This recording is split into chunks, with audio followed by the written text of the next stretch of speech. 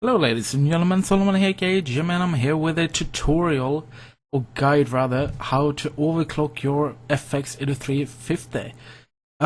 So right here you can see I have a window up of CPU Z, and also a window of Asus 64 Extreme Edition. And you're gonna have to excuse my voice a little bit right now, because I don't really feel that well. I have a really big headache, and I'm probably not gonna stream today, the 11th. Yeah, 11th. I had to check my calendar right down here. Okay, so first of all, before we begin with anything, I want to show you my results of overclocking the FX-8350. But before I continue, I want to say that I've actually been able to be on 5 GHz stable without any problems. Well, kinda of a problem, because I'm not running that speed right now, and that's mainly because it was too much heat for my H100i to be able to cool it down, and it may be because of my fans being bad, I guess, because my radiator fans is not that good. But okay, so as you can see here, I'm running my CPU Z, and I'm running at 4.77 GHz and almost jumped up to 4.8 GHz there. But on a multiplier, I've actually downclocked the multiplier, and that's because I've been overclocking with the FSB, and the FSB it doesn't just increase the megahertz of your CPU speed, but it also increases, for example, HT-link speed, which, if I'm not totally incorrect, is the speed between if it is like graphics card, RAM, and CPU or something like that. I can't really remember. I've also overclocked my Northbridge to 2500 megahertz. So the original value of this Northbridge on my motherboard and this CPU is 2200, and the HT-link speed is 2400. But with also overclocking with the FSB also increases the frequency of your memory.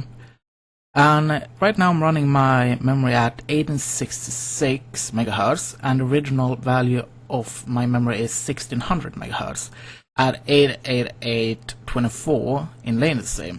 So as you can see right here, I have my CAS latency at 99924, and so my memory is going a little bit slower, but it's still really good because I increased the speed of it, and yeah. So I'm going to show you my idle temperatures. As you can see, it's running on around 24 degrees. It sometimes will jump up to around 30 degrees. I'm going to open up another window called Prime 95. So that actually came up on the wrong screen. I can't really change it, but if I do a blend test right now, gonna move this window up here, you're gonna see the temperatures jumping up to 45-50 degrees, and it's probably gonna stay around 50 to 55, I guess. So this is basically stress testing your CPU to see if the CPU is stable at the current voltage and CPU ratio, which is your speed, with other words, pretty much. So this is what you're gonna use to stress test your CPU. Okay, so I'm gonna end this test right now, and I will be back in the BIOS in just a bit. Right, so I'm here in BIOS, and as you can see here, I'm on my phone right now because I don't have a normal camera to do this. But okay, so I'm in the BIOS right here. As you can see, I have a tab here called Main, AI Tweaker, Advanced, Monitor, Boot, and Tool. So first of all, what you want to do is go in here on the tool, or of course it's going to differ depending on what motherboard you have. But what you're going to want to do is you go actually up here on Exit, and then you want to do Load Optimized Defaults. So I'm going to do that, and that should pretty much set everything to standard. Yes, it is. So as you can see right here, it says target CPU speed 4 GHz, and current CPU speed is 4.8 GHz. So right now it's actually running on the the speeds I'm running at when playing and stuff like that. But first of all, I want to show you the settings that you're gonna use before starting overclocking. So you want to go on Advanced right here. Then you want to go on CPU configuration now, and I'm aware of that you can't see really what it says because of just the cam. So you have a few different options here: Cool and Quiet C1E, SVM Core 6 state, C6 state, HPC mode, and APM master mode. So the Cool and Quiet for overclocking, you want to turn this off. So you're gonna do always disabled. And the C1E, whoops daisy. If I'm not mistaken, yeah, you're just gonna disable this. SVM is just for virtual machines and stuff like that. You're just gonna disable that as well.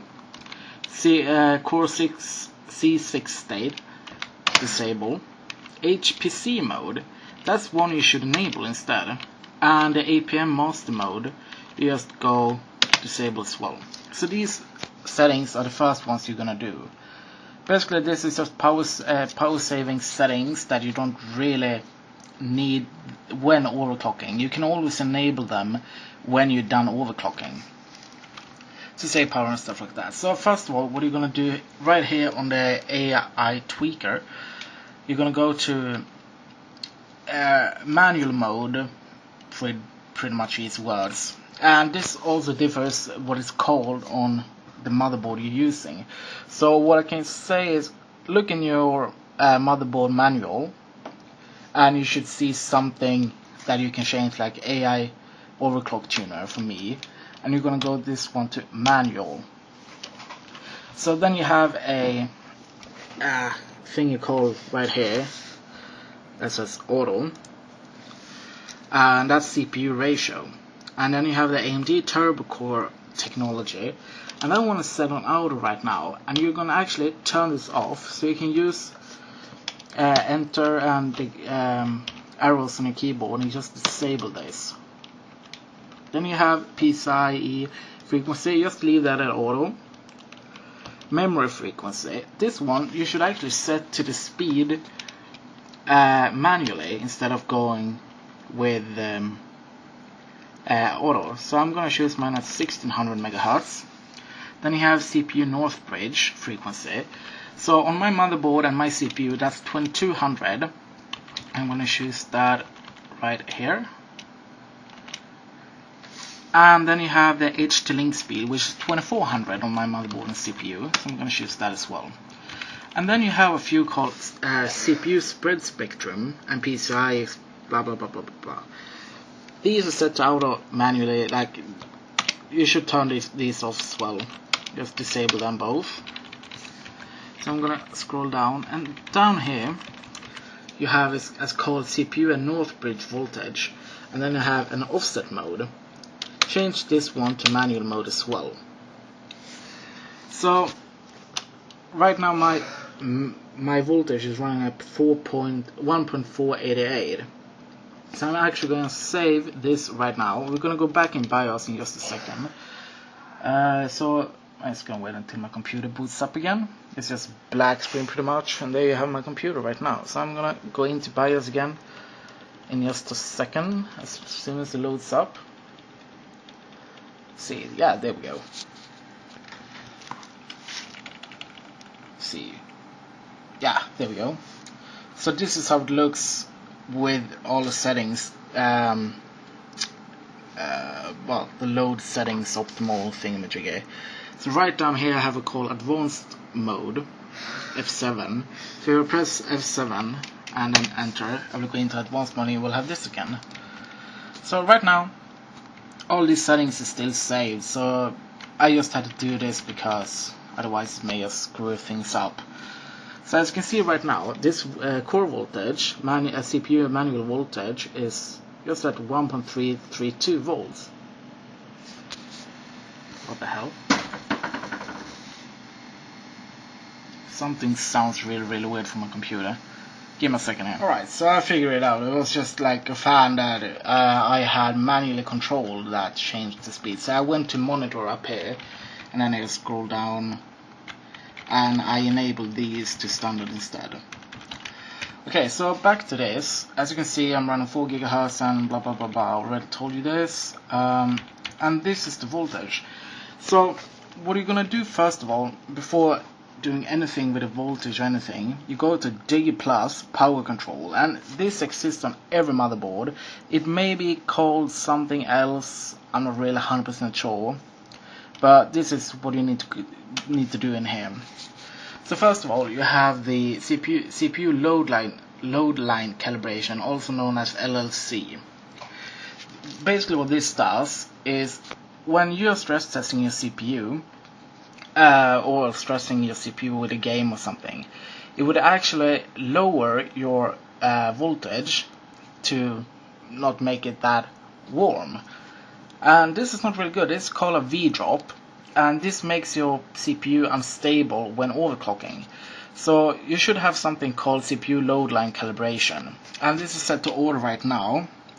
But you're actually going to change this one to about like high or ultra high. I'm gonna go with ultra high on my motherboard. Then you have the CPU Northbridge load line calibration. Go on this with high. CPU current capability. Okay, I can't pronounce that.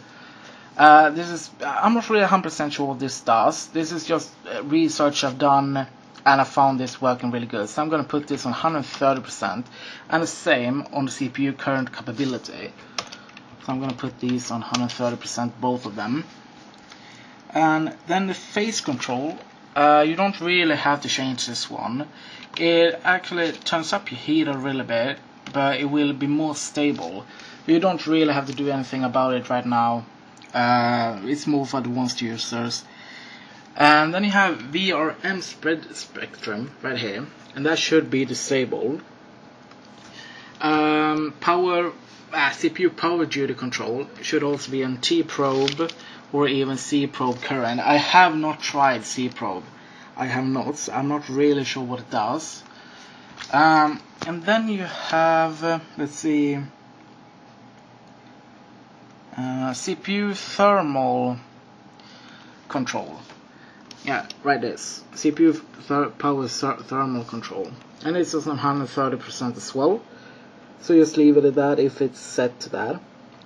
And then you have DRAM power phase control, and this is one that is set to optimized right now, and you can leave it at that as well.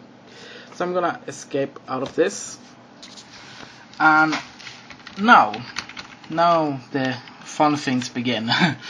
So what you want to do right here, as you can see the CPU manual voltage right here, you're gonna set the voltage to whatever this number says. So you're gonna set the voltage manually to whatever this says. So mine is 1.332. So I'm gonna type 1.332 and then enter. And it actually raised it a little bit. It doesn't matter. It doesn't matter at all.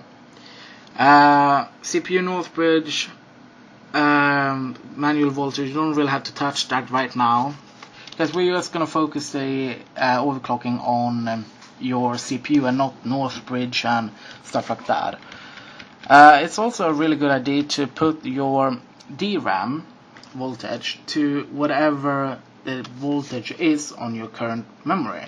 And for me that is 1.5 volts. So I'm gonna press enter there. And let's see, I think that's it for this actually. I actually think this is it. Let me see. No, yeah, this is it really. So first of all, what you're gonna do is you're gonna try with the standard volt. You're gonna see how far you can push your CPU without raising the CPU manual CPU ratio. So I'm gonna leave this as standard right now. I'm gonna press F10 to save. Okay. So now I'm gonna let the PC boot up, and I will see you in Windows. Right guys, so I'm back now on my computer, and as you can see this is just in idle mode, so my temperature is quite low right now. And since I just opened the broadcasting, the temperature is raising a little bit and stuff like that, so it's no problem really. The voltage is now set to 1.332, and it's pretty good. The core speed is 4 GHz, everything is stock. What I want to do now is, just to see if this is stable, you want to do a small FFTs, maximum FPU stress, data phase, blah blah blah blah blah. And all these programs I will link in the description below the stream. No, sorry, not the stream, the YouTube video. So all you can do is just check down there and click the links and download these programs. So I'm gonna press OK here, and you're gonna see the temperature is raising up quite a lot, I think. I would not suggest you to overclock with the standard CPU cooler you get with the 8350 at all. Like, it's crap. It's utterly crap. So if you're gonna overclock, please do use an aftermarket cooler. I would have some recommendations for you where you can which you can find down under the stream YouTube video as well. So as you can see, it's running for around 30 to 35 degrees right now, and this is really good to know, because then you know where you should be aiming with your temperatures. Because the max temp on the cores, these ones, CPU 1, Core 1, Core 2, 3, 4, 5, 6, 7, 8, they should not extend over, or exceed rather, over 62 degrees. That's the safe limit of this CPU. The socket, on the other hand, is 43 degrees right now, but that one can go up to 72 degrees without any problems. So it's really important that you separate these two, the cores and the socket, because those are not the same. So how long should you be stress testing your CPU? Well, 10 minutes on small FFTs is good enough. So when you get if you would get any errors right here, that's not good. Either you would blue screen, or you would get an error like the core has stopped working and had to be shut down pretty much. And it's not dangerous. All you gotta do is increase the manual voltage a little bit.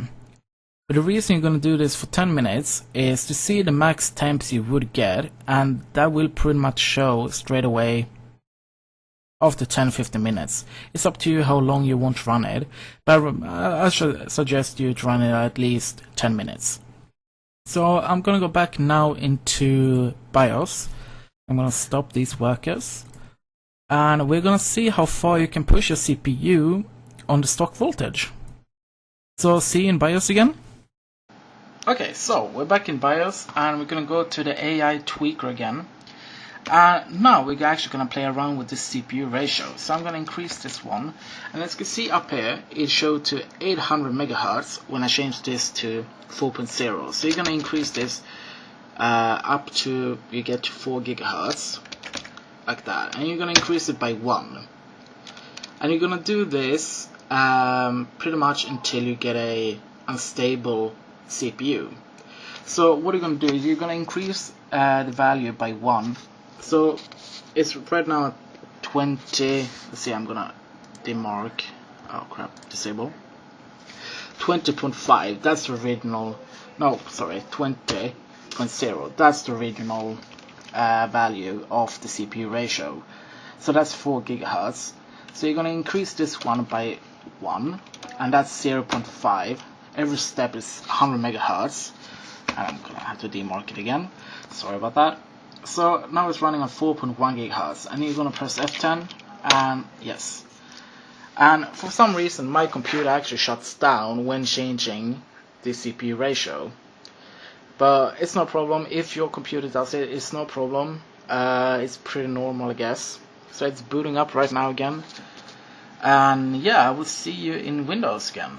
So once again, I'm back in Windows, and I'm gonna show you what the next step is. So as you can see right here on my CPU set window, I'm running now at core speed 4.1 GHz, and that's 20.5 in multiplier. So I was talking earlier about overclocking with the FSB, and it increases the speed of different parts of your computer, like Northbridge, H-link speed, your memory speed, and stuff like that. But with an FX-8350, it just that is unlocked.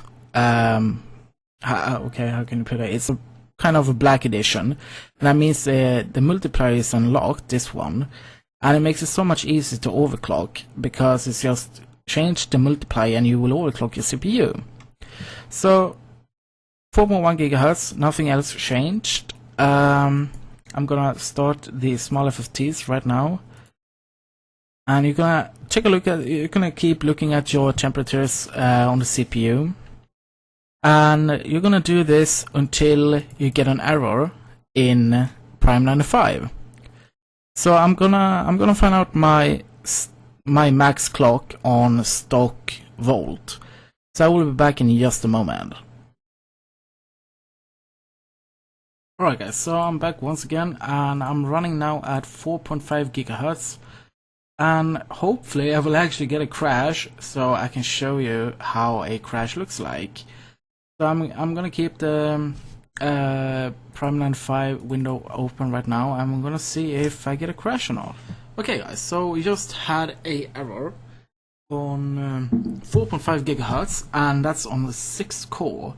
And this is basically how it looks when you don't have enough voltage. If you not get a blue screen, this is what happens. Error, legal sum out, maximum number of warnings exceeded. Technically, this is not an error. This is just warnings that the CPU may work at this speed without any more voltage, but it's not recommended. So, what do you do about this? Well, I'm gonna close this test right now, and we're gonna go back to the UEFI even, sorry. And meanwhile you're doing these tests, you always need to check your temperatures. So I failed at 4.5 GHz at 1.332 volt. So I'm pretty much gonna start raising the voltage by 1 each time. So I'm gonna show you that in the BIOS in just a second. Alright guys, so I'm back in the UEFI right now, and since I had a crash on 4.5 GHz, which is 22.5 in CPU ratio, I'm gonna start raising the CPU voltage, which we earlier set to manually 1.337500. But remember, every chip is different. Your voltage may be lower or even higher than mine is. So what you're gonna do is you're gonna increase this by 1. So right now you have, oh god, can't see anything on my screen, can you? Let me see here. Right here on the sides you have a plus and a minus button, and basically what you can do with these buttons, you can change the values in BIOS with them. So I'm going to use right here, I'm going to press once on the +1, and it's going to increase the value by a little bit as well. So I'm going to change back, and you can see the difference. Oh, whoops, did I say? There you go. 1.33700 to 1.343750. So this is basically what you're going to do from now on until you find until your CPU is stable at the max speed on the stock voltage. So I'm going to press F10 right now.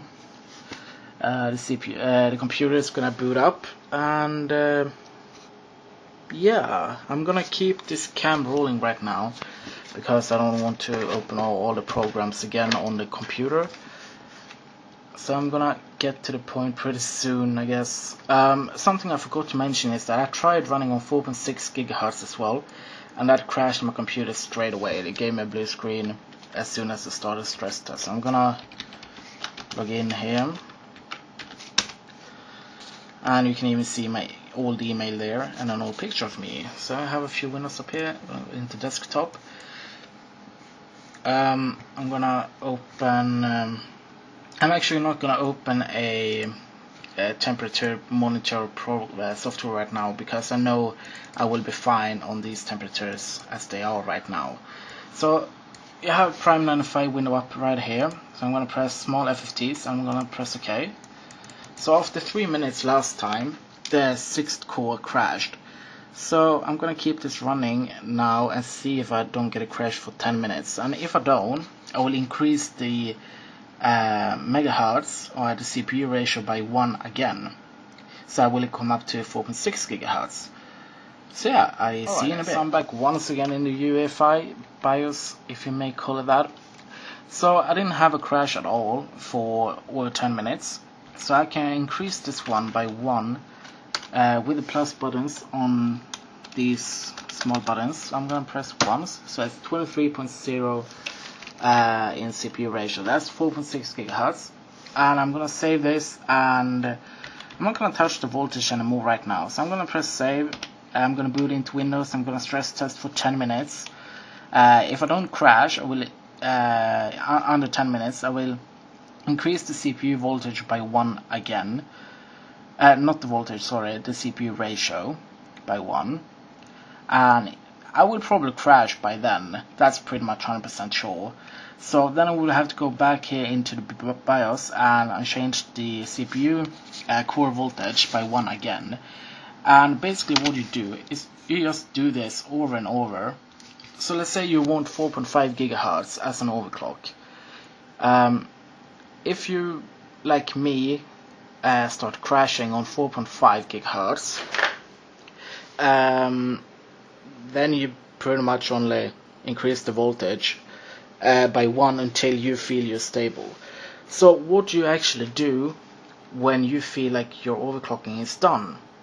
Well, you open Prime 95 again, and I'm gonna log in here again, and then you run the test for at least 12 hours. 12 hours is what I recommend. If you feel you're fine at 2 hours, that's fine by me, but it's not probably gonna be stable at longer terms. So 12 hours of Prime 95 blend test. So yes, I said blend test. And when you feel done with overclocking, you run a blend test for 12 hours, not small FFTs. Small FFTs increases the heat generation on your CPU, then blend test do it. It's a little bit higher. So then you're gonna just run the blend test for 12 hours, and that's it really. That's how you overclock a 8350 with the multiplier, at least. We'll see if I put out another guide or something in the future how to overclock with the FSB, and by that also increase the the ratio of your Northbridge memory and HT link speed. But for now, this is it. Hope you have a really nice day or evening whenever you're watching this. Bye.